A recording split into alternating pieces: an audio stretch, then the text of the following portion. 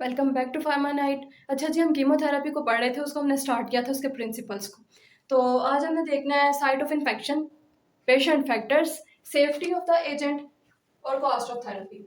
तो सबसे पहले साइट ऑफ इन्फेक्शन, जैसे मैंने पिछले लेक्चर में बताया था कि ये साइट ऑफ इन्फेक्शन के हवाले से हमारी ड्रग की सिलेक्शन बड़ी जो है ना वो चेंज होती रहती है और डिपेंड करती है उस चीज़ पे। क्यों? क्योंकि कुछ हमारी एंटीबायोटिक्स जो है वो ओरल कैविटी की इन्फेक्शंस के लिए अच्छी होती हैं और कुछ जो एंटीबायोटिक्स हैं वो हमारे यानी कि आरटीआई के लिए इफेक्टिव होती हैं, रेस्पिरेटरी ट्रैक इन्फेक्शंस के लिए, कुछ जीआईटी के लिए अच्छी होती हैं। तो और दूसरा पॉइंट एक और ये भी है कि जो कैपिलरीज हैं वो हमारे कुछ ऑर्गन्स को प्रोटेक्ट रखती हैं बाय फॉर्मिंग बैरियर। और जैसे कि हमारे टेस्टिस में या प्रोस्टेट में या विट्रस ह्यूमर ऑफ द आई या सीएनएस के अंदर, ठीक है, जैसे सीएनएस में हमारे पास ब्लड ब्रेन बैरियर है। तो उस केस में हमें जो है वो कुछ फैक्टर्स देखने पड़ते हैं, यानी कि कुछ पहलू होते हैं ड्रग के जिन पे वो अफेक्ट कर रही होती है। कुछ पहलू उसके देखने पड़ते हैं ताकि वो पेनिट्रेट कर सके, उसकी सिलेक्शन उस हिसाब से की जाए कि वो उस ब्लड ब्रेन बैरियर को पेनिट्रेट कर सके, उसमें से क्रॉस कर सके। First one is lipid solubility. जितनी ज्यादा ड्रग लिपिड सॉल्युबल होगी उतना ज्यादा वो इजीली उसके अंदर से पास कर सकेगी। जितना ज्यादा मॉलिक्यूलर वेट होगा, जितनी ज्यादा जाहिर है कोई चीज बल्की होती है, जितनी ज्यादा वो मोटी होगी उतना उसके लिए पास करना उसके थ्रू मुश्किल हो जाएगा। तो इस तरह से प्रोटीन बाइंडिंग उसने की होगी, प्रोटीन के साथ वो मिली हुई होगी, तो फिर उसका जो है हुजम और ज्यादा बढ़ जाएगा और उसके लिए पास करना मुश्किल हो जाएगा। ट्रांसपोर्टर्स जो है, यानी कि वो ट्रांसपोर्टर्स उसको एंट्री खुद करवाएंगे, उसको पकड़ पकड़ के ड्रग को कहेंगे अब हम तुम्हें अंदर लेके जाएंगे, यानी कि वो जो है ट्रांसपोर्टर्स पेनिट्रेशन को इंक्रीज करवाएंगे। जबकि अगर हम इफ्लक्स पंप्स की बात करें ना, तो पता है इफ्लक्स पंप्स किस तरह से काम करते हैं? इफ्लक्स पंप्स अंदर से पकड़ के बाहर निकाल देते हैं यानी कि आप कह सकते हैं कि देश निकाला दे देते हैं जी इफ्लक्स पंप्स जो है। तो इफ्लक्स पंप्स जो है वो पेनिट्रेशन को कम करते हैं। नेक्स्ट पेशेंट फैक्टर्स हैं। हमने साइट ऑफ इन्फेक्शन देख लिया। अब नेक्स्ट हमारे पास पेशेंट फैक्टर्स हैं, जैसे कि इम्यून सिस्टम है। पेशेंट का इम्यून सिस्टम जो है वो किस तरह का है? इम्यूनो कम्पिटेंट है वो या इम्यूनो कम्प्रोमाइज्ड है? तो अगर पेशेंट इम्यूनो कम्पिटेंट होगा तो उसका क्या मतलब है कि इजीली उसके अंदर से जो पैथोजेंस हैं उनको एलिमिनेट करवाया जा सकता है with little aid by antibiotics. और फिर रीनल डिस्फंक्शन के केस में डोज एडजस्टमेंट जरूरी होती है। और बाज जो कीमोथेरेपेटिक ड्रग है वो हेपेटिक डिस्फंक्शन करवाती हैं, जैसे अरिथ्रोमाइसिन। तो फिर जिनका पहले से लिवर डैमेज होता है उनको हम ख्याल से ऐसी ड्रग्स देते हैं, डोज एडजस्टमेंट वगैरह करके या कोई अल्टरनेट इस्तेमाल करके। फिर हमारे पास है पुअर परफ्यूजन। ठीक है, बाज जो पेशेंट्स होते हैं ना उनके अंदर जो ड्रग्स हैं वो सही तरह से साइट ऑफ इन्फेक्शन तक नहीं पहुंच सकती, किसी ना किसी किस्म की ऑब्स्ट्रक्शन है, ओक्लूजन है। फॉर एग्जांपल जो डायबिटिक पेशेंट्स हैं वो लोअर लिम्ब, उनका जो है ना वो लोअर लिम्ब तक ठीक से ब्लड सप्लाई नहीं होती या लोअर परफ्यूजन हो जाती है। तो इस केस में जो है ना हमें बड़ी एहतियात से ड्रग देनी पड़ती है। फिर एज फैक्टर है। ठीक है, एज चाहे बहुत कम हो या बहुत ज्यादा, दोनों केसेस में जो है ना वो ख्याल रखना पड़ता है। अब अगर कम एज है, चिल्ड्रन है, तो वो क्या होगा कि उनकी बॉडी ठीक से डेवलप नहीं हुई होगी, उनके अंदर जो है वो मैच्योरेशन नहीं हुई होगी, सेल्स सही से डिफरेंशिएट नहीं किए होंगे, ना तो उन ड्रग्स के मेटाबॉलिज्म के लिए लिवर ठीक से होगा, काम कर रहा होगा, और ना ही उनकी एलिमिनेशन के लिए किडनी सही फंक्शन होंगे। इसी तरह से जो एल्डरली हैं उनके अज़ा भी ज़यीफ हो चुके होते हैं कि जो उनके ऑर्गन्स हैं वो सही से काम नहीं कर रहे होते, जिनकी वजह से उनको नहायत एहतियात के साथ डोज एडजस्टमेंट करके और अल्टरनेट यूज़ कर लेते हैं अगर कोई ऐसी ड्रग है जो जिसका खतरा है कि उनको सूट नहीं करेगी या उनको किसी किस्म की परेशानी हो सकती है। फिर हम देखते हैं कि कोई जो पेशेंट है वो प्रेग्नेंट या लैक्टेटिंग मदर तो नहीं है, क्योंकि अगर उनको एंटीबायोटिक्स दी जाएगी तो कंजेनिटल एबनॉर्मेलिटीज पैदा हो सकती हैं न्यू बॉर्न के अंदर। जैसे बच्चा जो है वो डीफ एंड डम पैदा हो सकता है, या उसको किसी किस्म की जो है वो यानी किसी भी किस्म की माजूरी हो जाएगी, उसको वो नॉर्मल नहीं होगा अगर हम उसको एंटीबायोटिक्स का इस्तेमाल करेंगे। फिर risk factor for multi drug resistant micro organisms के आजकल के अगर हम देखें, आप नोट करें तो डॉक्टर्स के पास बाकायदा फरमाइशी प्रोग्राम चल रहे होते हैं कि मुझे ये वाली ड्रग से अफाका हो गया था तो आप वही वाली लिख के दें, या फिर सेल्फ मेडिकेशन चल रही होती है, या फिर जो है वो मेडिकल स्टोर से खुद ही जाके मेडिसिन लेके तो इस्तेमाल करते हैं। तो ये जो सीरियस थ्रेट है हमारे आजकल के दौर का कि ड्रग रेजिस्टेंस जो है बहुत ज़्यादा डेवलप हो चुकी है, स्पेशली डेवलपिंग कंट्रीज़ के अंदर। तो जो हमारा प्रिस्क्राइबर है उसको देखना पड़ता है कि कौन सी ड्रग जो है वो पेशेंट ने पहले इस्तेमाल किया, उसकी हिस्ट्री को देख के, ताकि रेजिस्टेंस भी कम से कम डेवलप हो सके और जो सी ड्रग वो इस्तेमाल कराए वो उसके लिए इफेक्टिव भी हो सके। फिर सेफ्टी ऑफ द एजेंट है कि यही ना हो कि हम सिर्फ एजेंट इस्तेमाल करें और उसका जो है वो फायदा होने की बजाय नुकसान ज्यादा हो रहा हो। तो वो कहता है कि पेंसिलिन्स जो है ना वो ज्यादा अच्छी इफेक्टिव ड्रग्स हैं और सेफ ड्रग्स हैं, लेकिन बाज़ वक़्त पेंसिलिन्स जो है वो सही से काम नहीं करती कुछ ड्रग्स के अगेंस्ट, तो फिर हमें जो है वो अपनी स्ट्रेटेजी चेंज भी करनी पड़ जाती है। फिर कॉस्ट ऑफ थेरेपी है कि एक बैक्टीरिया के खिलाफ, एक पैथोजन के खिलाफ बहुत सी जो ड्रग्स हैं हम इस्तेमाल कर सकते हैं, जैसे जो मेथिसिलिन रेजिस्टेंट स्टेफिलोकोकस यूरिया जिसको हम वर्सा भी कहते हैं, उसके खिलाफ हम काफ़ी ड्रग्स हैं जो इस्तेमाल कर सकते हैं, जैसे वैंकोमाइसिन है वो इस्तेमाल कर सकते हैं, हम डेप्टोमाइसिन इस्तेमाल कर सकते हैं, लिनिसोलिड इस्तेमाल कर सकते हैं। तो ये चीज़ पे डिपेंड करेगी पेशेंट के ऊपर कि पेशेंट जो है वो किस हिसाब से कौन सी थेरेपी को परस्यू करता है, कौन सी थेरेपी चाह रहा होता है। अच्छा, यहाँ तक तो आपको समझ आ गई होगी, बहुत आसान है, कोई मुश्किल बात नहीं है इसमें। अगर कुछ ना समझ आएगी तो आप क्वेश्चन हुआ तो पूछ लेना कमेंट सेक्शन में।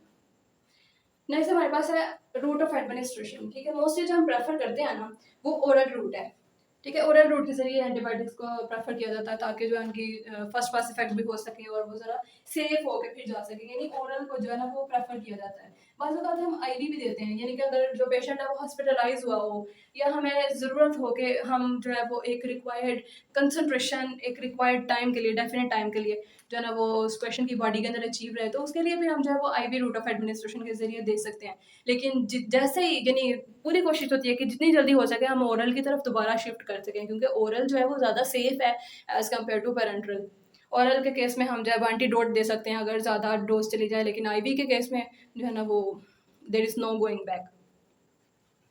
फिर उसने जो है वो डोज एडजस्टमेंट की, डोज सिलेक्शन की बात की, उसके अंदर उसने 3 पॉइंट्स का जिक्र किया हुआ था, concentration dependent killing, time dependent killing और पोस्ट एंटीबायोटिक इफेक्ट। तो कंसंट्रेशन डिपेंडेंट किलिंग जो है वो क्या होता है कि कंसंट्रेशन ऑफ अगर हम यानी कि ड्रग इंक्रीज करें तो एफिकेसी इंक्रीज हो जाती है उस ड्रग की। ठीक है, यानी कि उस यानी कि जो माइक्रो ऑर्गेनिज्म है उसके खिलाफ जो है वो उसका ज़्यादा इफेक्ट आना शुरू हो जाता है। टाइम डिपेंडेंट किलिंग के अंदर हमें जो है वो एक स्पेशल क्वांटिटी चाहिए होती है, एक स्पेशल कंसंट्रेशन चाहिए होती है हमारे प्लाज्मा के अंदर, तो वो चीज़ कंसंट्रेशन पे डिपेंड नहीं करती। हम जितनी मर्जी कंसंट्रेशन इंक्रीज़ करें, उसने अपनी मर्जी के मुताबिक अपने टाइम पे ही काम करना है, यानी उसे स्पेसिफिक टाइम रिक्वायर होता है। आगे पोस्ट एंटीबायोटिक इफेक्ट है, कुछ ड्रग्स जो होती हैं वो उनको देना छोड़ भी दें, उनको कट ऑफ भी कर दें, उसके बावजूद जान का इफेक्ट आ रहा होता है एंटीबायोटिक वाला, तो that is called post antibiotic effect. आगे उसने कीमोथेरेप्यूटिक स्पेक्ट्रा की बात की थी, जो मैं नैरो स्पेक्ट्रम, एक्सटेंडेड स्पेक्ट्रम और ब्रॉड स्पेक्ट्रम। नैरो स्पेक्ट्रम जो है वो एक जैसे बैक्टीरिया के खिलाफ काम कर रहा है, उसमें एग्जांपल दी हुई थी आइसोनाइजेट की।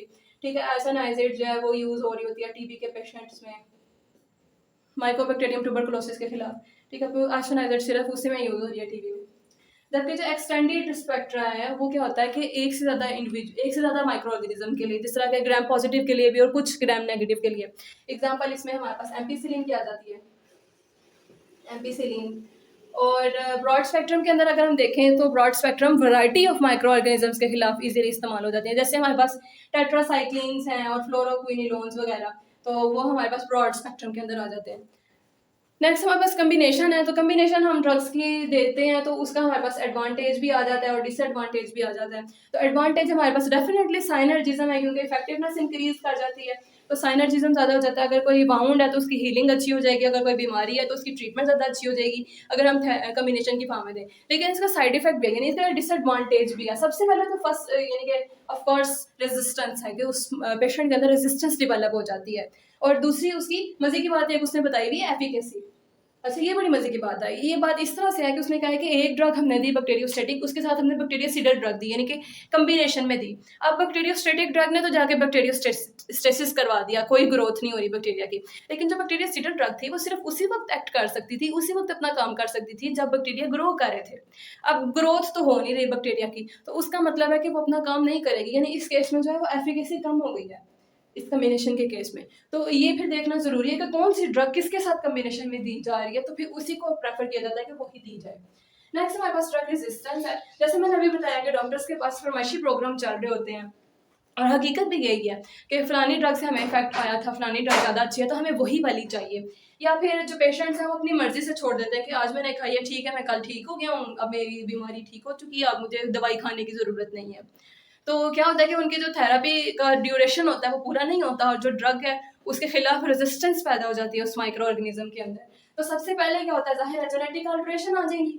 क्या होगा कि उसका डीएनए आरएनए जो है वो अल्टर हो जाएगा, उसका न्यूक्लिक एसिड वगैरह चेंज हो जाएगा। तो एज ए रिजल्ट क्या होगा कि उससे बनने वाली प्रोटीन्स जो हैं वो भी चेंज होंगी, उनके अंदर भी मॉडिफिकेशन हो जाएगी, चाहे वो टारगेट साइट की हो।